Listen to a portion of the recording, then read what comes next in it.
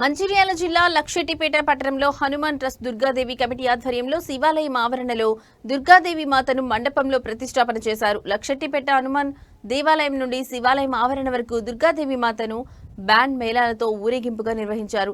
ఇట్టి కార్యక్రమాన్ని లక్షెట్టిపేట మాజీ మున్సిపల్ చైర్మన్ నల్మాస్ కాంతయ్య ప్రారంభించారు. ఈ సందర్భంగా లక్షెట్టిపేట పట్టణ పురోహితులు కొత్తపల్లి భరద్వాజ శర్మ మాట్లాడుతూ దుర్గాదేవి శరన్నవరాత్రుల కార్యక్రమంలో లక్షెట్టిపేట పట్టణంలోనూ ప్రతి ఒక్కరూ పాల్గొని అమ్మవారి కరుణా కటాక్షాలు ఆశీస్సులు పొందాలని కోరారు.